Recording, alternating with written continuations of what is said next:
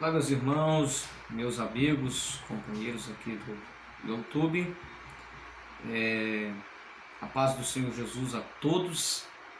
Que vosso irmão e amigo Eliseu Ribeiro, mais uma vez, para fazermos um vídeo, e dessa feita com um tema bastante significativo, que é de pastor para pastor. Esse é o tema que foi nos proporcionado a abordar nesse dia, de pastor para pastor. O objetivo desse vídeo é comentarmos um pouquinho sobre um trecho da carta do apóstolo Paulo ao nobre companheiro Timóteo,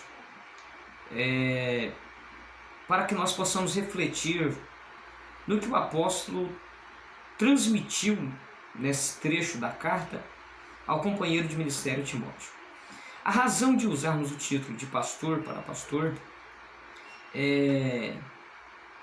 ela está objetivada na questão de hoje a liderança que tem um destaque muito grande é o pastor.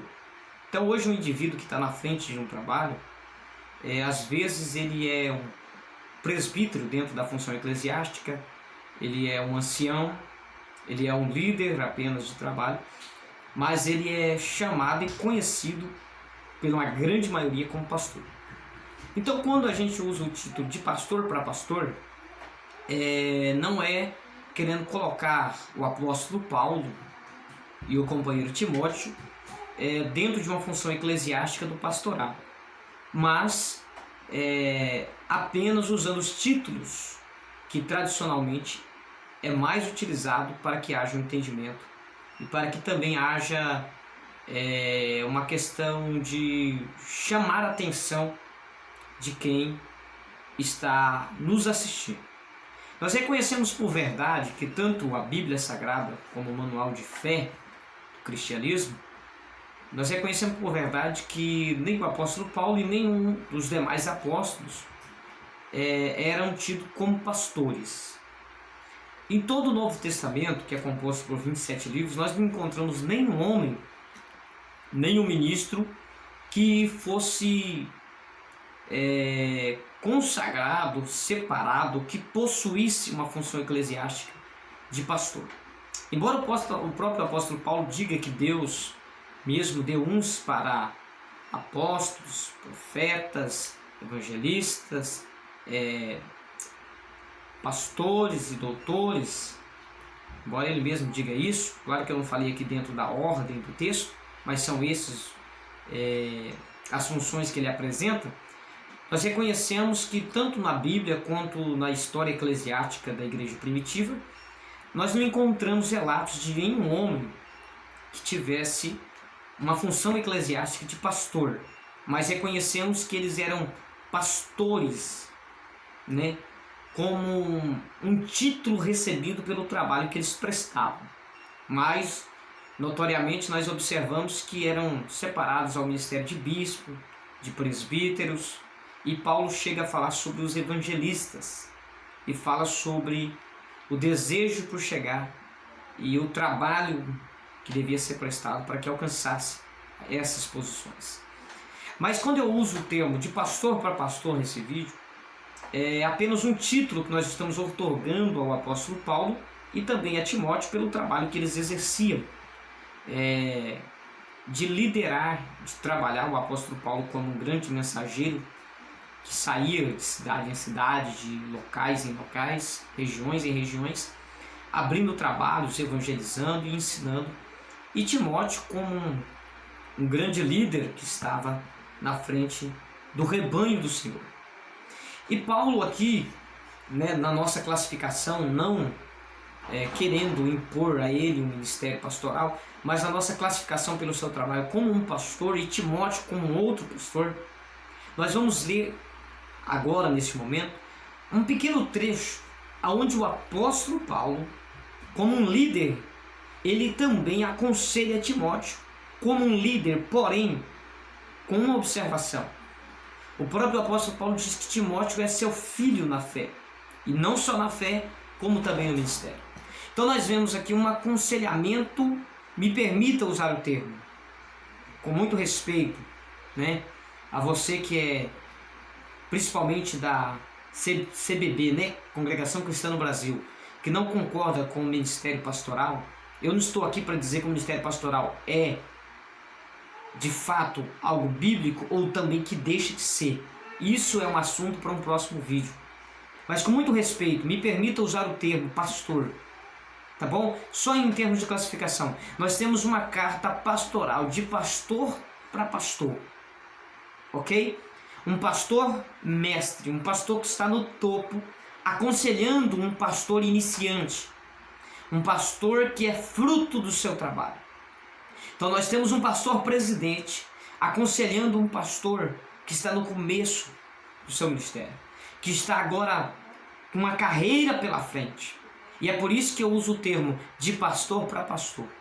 O que o apóstolo Paulo, na condição de um pastor presidente, ele passa para o seu pastor auxiliar, para o seu pastor filho? Qual é a mensagem? Qual é o objetivo que Paulo traz a ele? O que Paulo coloca em foco? O que Paulo orienta o seu pastor auxiliar, o seu pastor filho ministerial, de pastor para pastor? Vamos ler. Primeira carta do apóstolo Paulo a Timóteo, capítulo 5. Nós vamos tomar a partir do versículo 3. Vamos lá.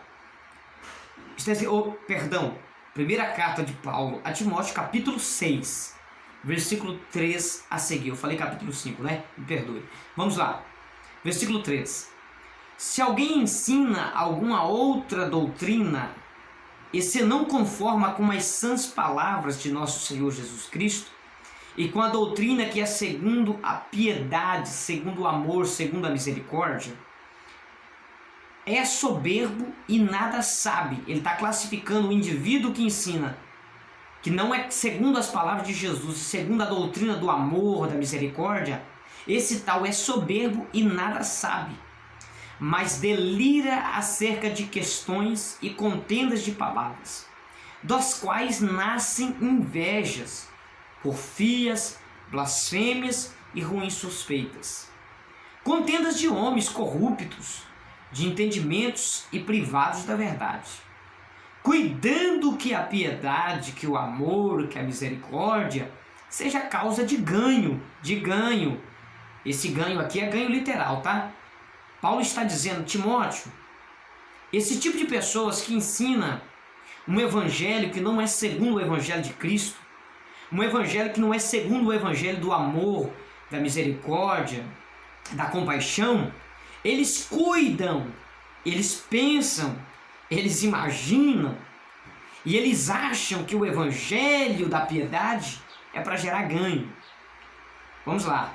Aparta-te dos tais. O primeiro conselho que o apóstolo Paulo dá ao seu filho de ministério, o primeiro conselho direto é: aparta desse tipo de ministro.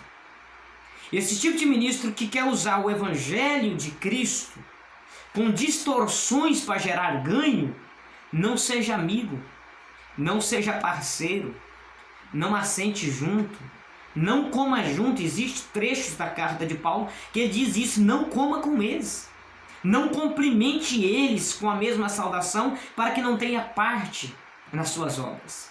Esse é o primeiro conselho que Paulo dá: a parte deles. Jesus e nem o apóstolo Paulo não nos ensinou a apartar dos doentes, porque Cristo mesmo disse: olha, os sãos não necessitam de médico, mas sim os doentes. É por isso que eu como na casa de pecadores, é por isso que eu me assento na casa de pecadores. Para quê? Para ganhar eles, para trazer solução para esses doentes espirituais. Agora em Mateus capítulo 23, Jesus diz para os fariseus, para a classe religiosa da sua época, que eles eram enganadores, sepulcros caiados, bonitos por fora e podres por dentro, lobos enganadores, guias cegos. Então Jesus se portava de uma forma para com pecador e de outra forma para com lobos enganadores. E a mesma coisa que Paulo está dizendo aqui. Paulo não está ensinando a igreja a se abster e a manter distância dos pecadores, não, mas se abster de lobos enganadores, de lobos com peles de ovelha, de ministro que se veste como ministros, mas na verdade não são ministros, de pessoas que querem usar o evangelho de Cristo para o seu bel prazer, para enriquecimento, para lucro e para ganho. Quanto a esses, Paulo é muito enfático ao dizer: afasta-te deles. Então nós temos que separar o que é um pecador do que é um enganador, o que é alguém que precisa de ajuda do que é alguém que precisa de tomar vergonha na cara e se converter. São duas pessoas diferentes, são duas raças de povos diferentes. Existe alguém que precisa do teu abraço, que precisa da sua atenção, que precisa do teu carinho e que precisa das suas mãos. Mas existe alguém que você precisa se afastar dele. São pessoas que conhecem a verdade, mas têm prazer em distorcer a verdade. São pessoas que conhecem a verdade, mas têm prazer de enganar para te tomar a proveito. Quanto a esses, Paulo aconselha, de pastor para pastor, afasta deles. Afasta, tenha distância. Fique longe desse povo. Não tenha comunhão com eles. Não esteja junto, não esteja ligado, não esteja comunhão com essa raça de gente que tem prazer em estar do lado errado, que tem prazer em produzir o engano e a corrupção no meio do povo de Deus. Quanto a esses, afasta-te. Mas não é essa a palavra que eu quero chegar nela. Vamos continuar lendo. Vamos lá. Nós lemos até o versículo de número 5. Aparta-te deles. Versículo 6. Mas é grande ganho a piedade com contentamento.